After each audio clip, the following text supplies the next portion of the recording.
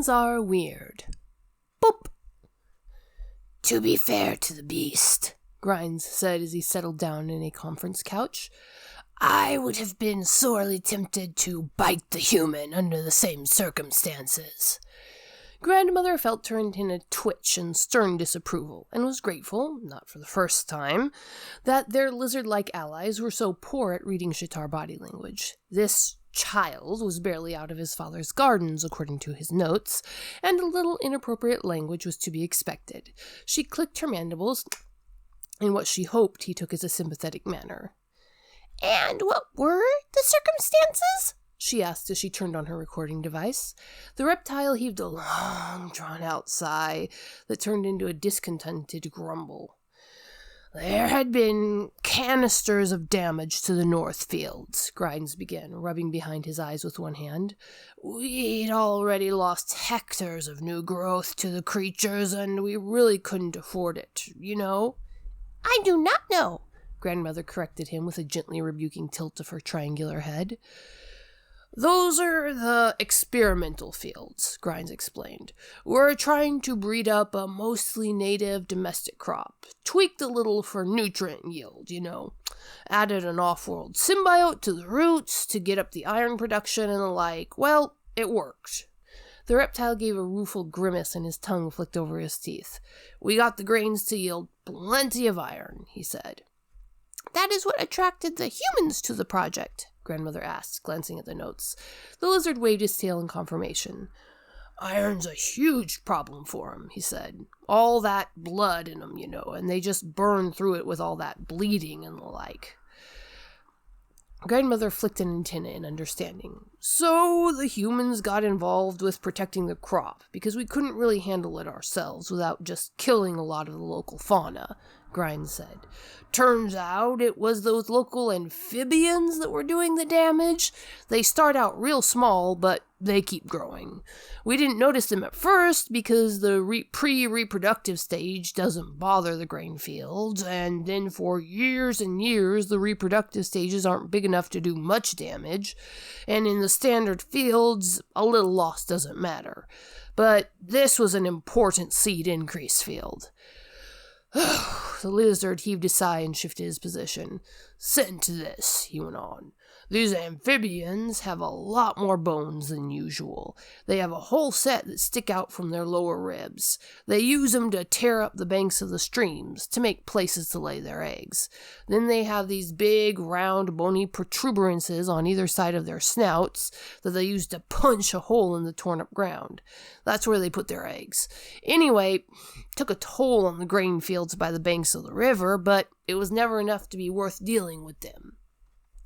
I see that the individual in question was significantly larger than usual, Grandmother observed. Yeah, they keep growing, Grimes repeated. This one, the humans called her Thumper. She's probably several centuries old, maybe a millennia or more. Not much that can predate them when they get past a certain size. We tried to relocate her ourselves, Grimes said, and his face contorted into a grimace at the memories. That was a time of madness, all right. I read the reports, Grandmother said. It was very fortunate that there were no injuries of note. We are pretty tough when it comes right down to it, Grimes said with an amused glint in his eye. But the fact that she couldn't hurt us didn't change the fact that we couldn't move her. So you called the humans, Grandmother observed. So we called the humans, Grimes admitted. We were a little worried. She had those external bones, and humans are pretty soft, but they didn't have any trouble at all with the capture. They just made use of that massive thermal energy they have, and went out in the cold of the morning when she was still torpid from the night.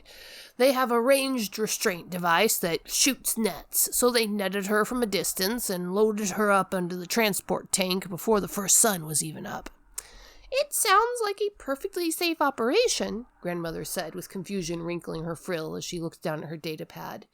The torn and bloody limbs it displayed contradicted with the story so far. It was, up until the humans got bored, Grimes said with another sigh.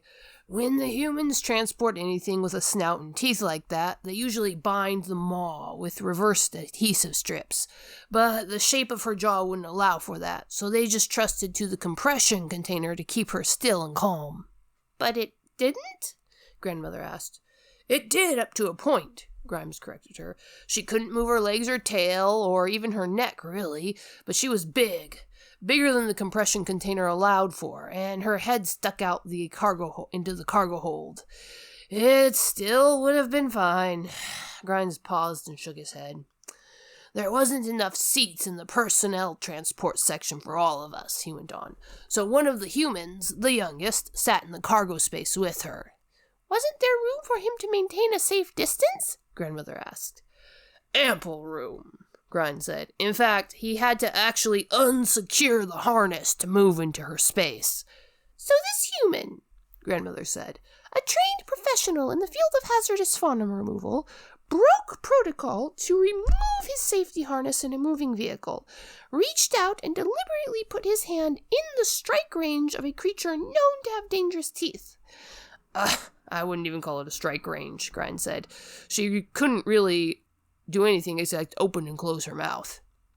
Then what happened? Grandmother asked after a pause.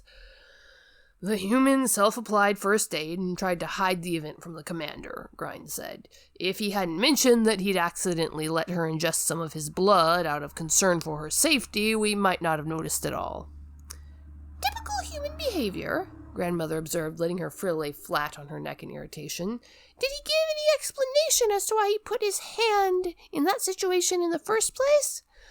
He said that he was just sitting there staring at her face for an hour, Grimes said, and she just had that big, round, boopable nose, so he booped it. Booped it? Grandmother asked, tilting her head to the side in confusion. Haven't you seen the boop reflex before? Grimes asked in surprise. Not that I am aware of, Grandmother said. It gets stimulated in humans a lot around the infants of our species, but even the adults seem to trigger it on some level, Grimes said. He tilted his head to the side and examined her face, then slowly shook his head. Yes, he said in a speculative tone. I suppose you Shatar don't have any nose-like protuberances to tempt them, but humans seem to have the urge to lightly tap round things, especially if they are part of a face that demonstrates neonatal proportions. The boop reflex, Grandmother said with a tired sigh. I will make note of it. Humans Are Weird, I Did the Math, available on Indiegogo, February and March of 2026. If you want more absurd humans and befuddled aliens, get your copy now.